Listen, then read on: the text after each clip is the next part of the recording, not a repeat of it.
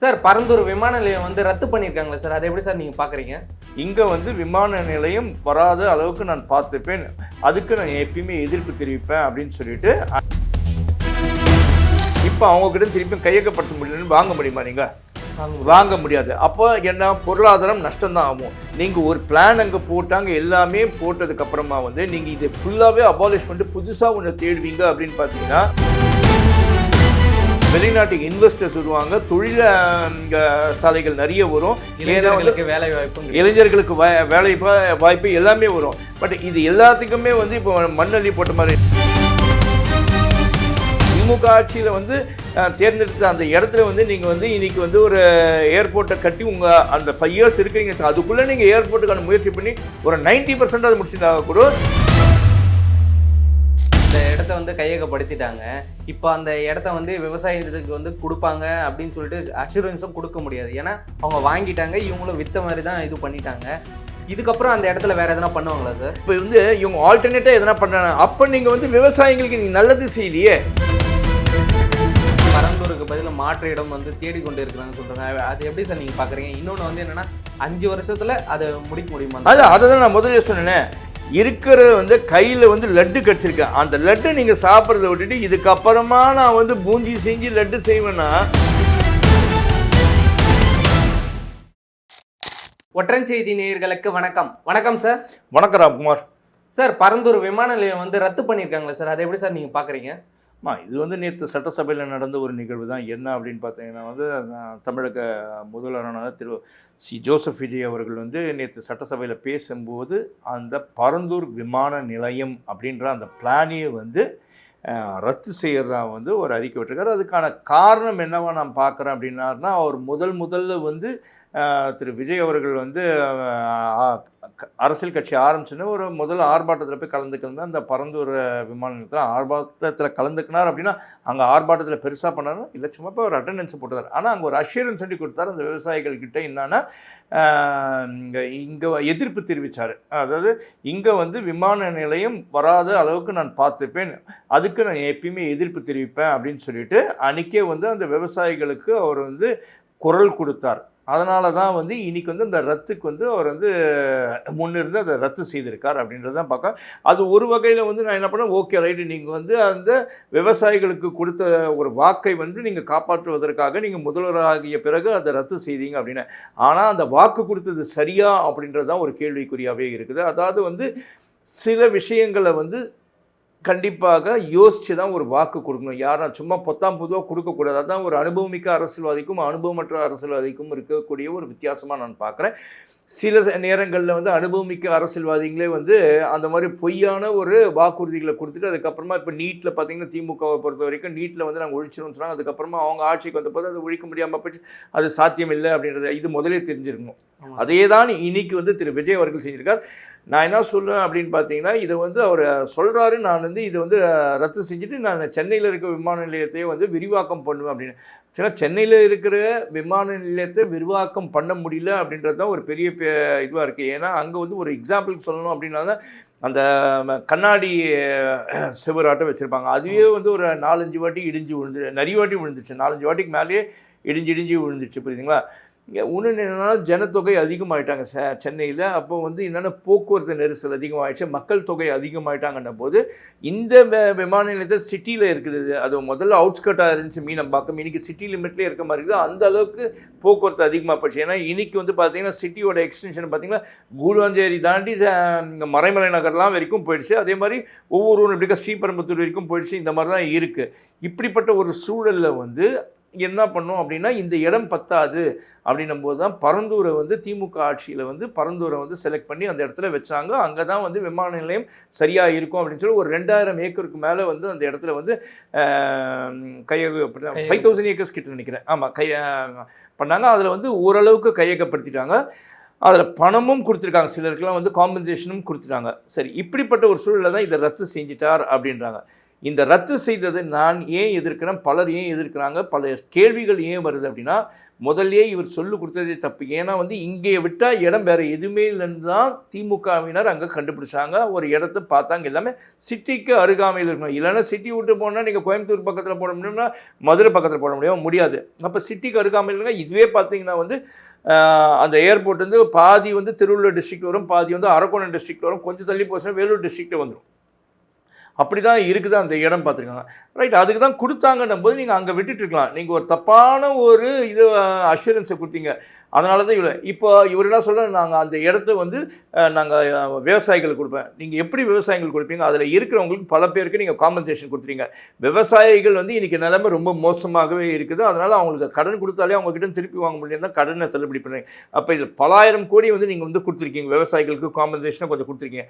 இப்போ அவங்ககிட்ட திருப்பி கையகப்படுத்த முடியலன்னு வாங்க முடியுமா? நீங்கள் வாங்க முடியாது. அப்போ என்ன, பொருளாதாரம் நஷ்டம்தான் ஆகும். நீங்கள் ஒரு பிளான் அங்கே போட்டாங்க, எல்லாமே போட்டதுக்கப்புறமா வந்து நீங்கள் இதை ஃபுல்லாகவே அபாலிஷ் பண்ணிட்டு புதுசாக ஒன்று தேடுவீங்க அப்படின்னு பார்த்தீங்கன்னா, அப்போ இதுக்கான முயற்சி, இதுக்கான செலவு, இப்போ வந்து அந்த கையகப்படுத்துறதுக்காக காம்பன்சேஷன் கொடுத்தாங்களே அதெல்லாம் மீண்டும் வருமா? வராது. இது கூட நேரம் எல்லாமே போச்சு. இப்போ ஒரு ஊரில் வந்து இன்னைக்கு நிலைமைக்கு ஒரு ஏர்போர்ட் இருக்குன்னா சீ போர்ட்டா. தமிழகத்தில் சென்னையை பொறுத்த வரைக்கும் சீ போர்ட்டு துறைமுகம் பக்கத்துலேயே இருக்குது, 2 துறைமுகம் இருக்குது. ஒன்று வந்து பார்த்தீங்கன்னா வந்து ஏர்போர்ட் இங்கே ஒன்று இருந்துச்சு, இப்போ விரிவாக்கம் பண்ணாங்க. அப்போ தான் வந்து உங்களுக்கு வெளிநாட்டு இன்வெஸ்டர்ஸ் வருவாங்க, தொழில் சாலைகள் நிறைய வரும், இளைஞர்களுக்கு வேலை வாய்ப்பு எல்லாமே வரும். பட் இது எல்லாத்துக்குமே வந்து இப்போ மண்ணள்ளி போட்ட மாதிரி இருந்துச்சு. இப்போ விஜய் ஃபார் எக்ஸாம்பிள் 5 வருஷமே கண்டினியூ பண்ணுறா, அந்த 5 வருஷத்துக்குள்ளே அவரால் இந்த ஏர்போர்ட்டை இடம் தேடி கட்டுறது ரொம்ப கஷ்டம். நீங்கள் இப்போ திமுக ஆட்சியில் வந்து தேர்ந்தெடுத்த அந்த இடத்துல வந்து நீங்கள் வந்து இன்றைக்கி வந்து ஒரு ஏர்போர்ட்டை கட்டி உங்கள் அந்த 5 இயர்ஸ் இருக்கிறீங்க, அதுக்குள்ளே நீங்கள் ஏர்போர்ட்டுக்கான முயற்சி பண்ணி ஒரு 90% அது முடிச்சிருந்தா கூட விஜய் அப்படின்னு ஒரு பேர் இருக்கும். ஆமாம் சார். இப்போ அந்த பேரை நீங்களே கெடுத்துட்டீங்க. ஒன்று, பொருளாதார இன்வெஸ்டர்ஸ் யாரும் வரமாட்டாங்க. ஏர்போர்ட் பக்கத்தில் இருந்தால் கொஞ்சம் வசதியாக இருக்குமே அப்படி தான் பார்ப்பான். அந்த பரந்தூர் போட்டால் ஸ்ரீபெரும்புத்தூருக்கு ரொம்ப பக்கம். ஏன்னா ஸ்ரீபெரும்புத்தூர் முதல்ல இண்டஸ்ட்ரியல் எஸ்டேட்ஸ் இருக்கு. அப்போ திருவள்ளூர் சைட்லேயும் அரக்கோணம் சைட்லேயும் வந்து இண்டஸ்ட்ரீஸ் டெவலப் ஆகிறதுக்கு வழி இருக்கும். இப்போது தமிழகத்துக்கு வரக்கூடிய தொழிற்சாலைகள் கண்டிப்பாக பாதிக்கப்படும். நீங்கள் என்ன ஒரு குற்றச்சாட்டு வைக்கிறீங்க? சட்டசபையில் பேசும்போது திமுகவினர் சேர்ந்தவங்களாம் ரியல் எஸ்டேட்டில் அங்கே இன்வெஸ்ட் பண்ணிட்டாங்க, இப்போ அவங்களுக்குலாம் நான் செக் வச்ச மாதிரி. சரி, அதுக்கு தான் ஒருத்தர் கேட்குறாங்க, ரைட்டு, நீங்கள் திமுகவினருக்கு அந்த மாதிரி நீங்கள் செக் வச்சிங்க அப்படின்னு சொன்னால் அப்போ வந்து ஆதவ கர்ஜனாக்கள் லாட்ரிக்காரங்களுக்கு சப்போர்ட்டிவாக நீங்கள் வேறு இடத்துல எங்கே ஏர்போர்ட் பார்ப்பீங்களா அப்படின்னா, இது எல்லா இடத்துலையும் வரும். ரியல் எஸ்டேட்டுன்றது ஈசல் புத்த மாதிரி நிறைய இடத்துல வந்துடுச்சு. இப்போ அதை அழிக்கணும்னா நீங்கள் வந்து ஸ்ட்ரீம்லைன் பண்ணணும். ரியல் எஸ்டேட் இல்லாமல் கவர்மெண்ட்டே ரியல் எஸ்டேட் பண்ணுவாங்க, பண்ண முடியாது. இப்போது நீங்கள் அந்த இடத்துல வந்து நீங்கள் கையகப்படுத்தினீங்கன்னா இதை அப்படியே விவசாயிகளுக்கு கொடுக்க முடியுமா? விவசாயிகளுக்கு கொடுத்தா விவசாயிங்க ஒரு அஷூரன்ஸ் கொடுக்க முடியுமா?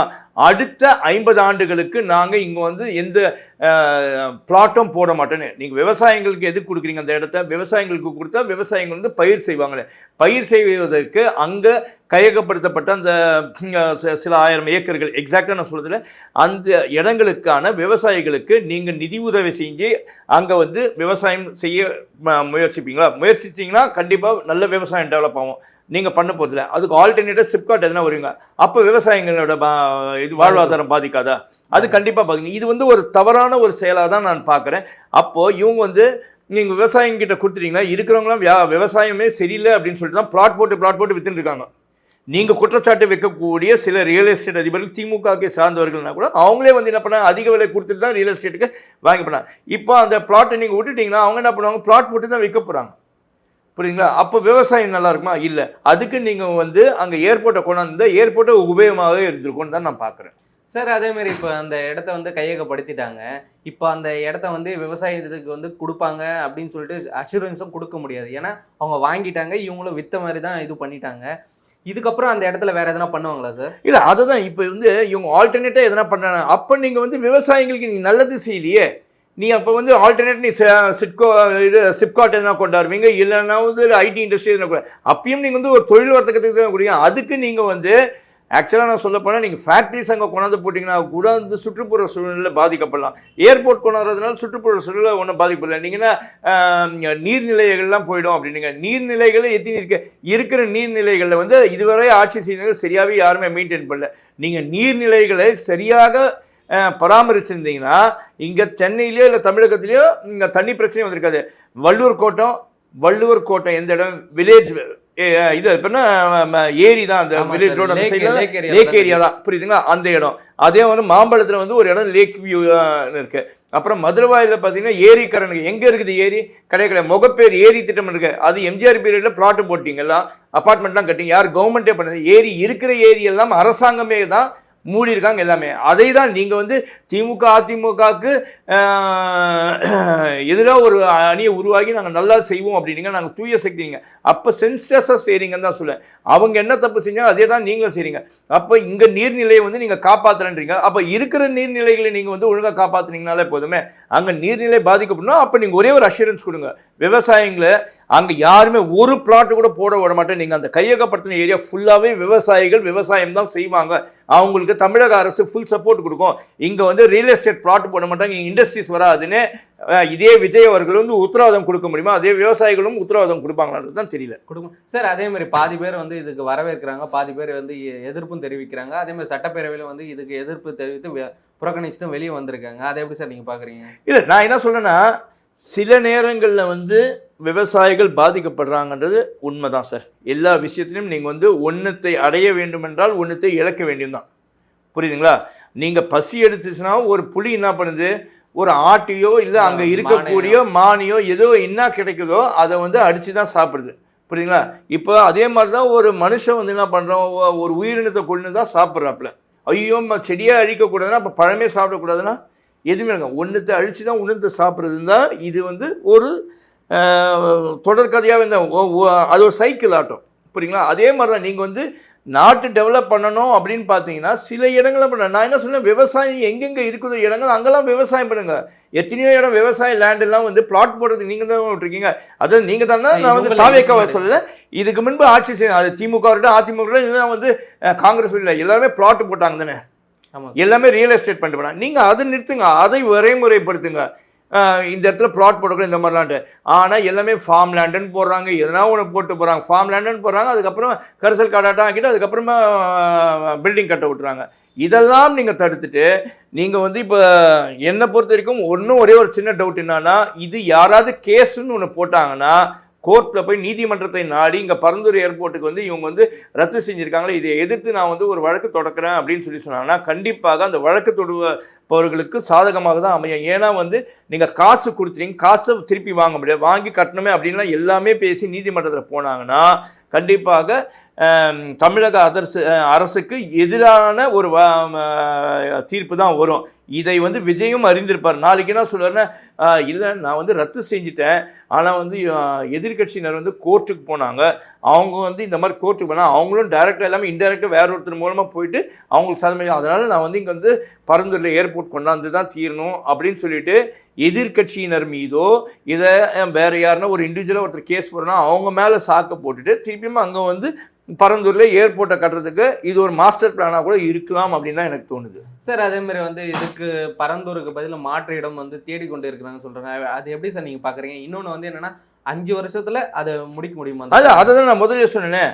இருக்கிற வந்து கையில் வந்து லட்டு கடிச்சிருக்கேன், அந்த லட்டு நீங்கள் சாப்பிட்றத விட்டுட்டு இதுக்கப்புறமா நான் வந்து பூந்தி செஞ்சு லட்டு செய்வேன்னா வேலைக்காக. நீங்கள் பூந்தி ரெடியாக இருக்குது, அந்த இடத்துல நீங்கள் கட்டினீங்கன்னா உங்களுக்கும் ஒரு நற்பெயர் இருக்கும். அதே சமயத்தில் வந்து தமிழகத்தில் தொழில் வளர்ச்சி அதிகமாகும், இண்டஸ்ட்ரீஸ் நிறைய வரும், இண்டஸ்ட்ரீஸ் அண்ட் காமர்ஸ் டெவலப் ஆகும், யங்ஸ்டர்ஸ்க்கு வந்து வேலை வாய்ப்பு கிடைக்கிறதுக்கான வாய்ப்பு இருக்குது, நிறைய ஃபாரின் இன்வெஸ்டர்ஸ். இவ்வளவும் உனக்கு வசதி இருந்து அதை நீங்கள் நிராகரிக்கணும் போது, ரத்து செய்கிறனும் போது இதை வந்து நீங்கள் ஓட்டு அரசியல் செய்யணும்னு நினைக்கிறீங்களா? என்னத்தில் 2029 நீங்கள் எடுத்த முடிவு வந்து கண்டிப்பாக ஒரு எதிர்வினையாக தான் அமையும் அப்படின்னு தான் நான் பார்க்குறேன்.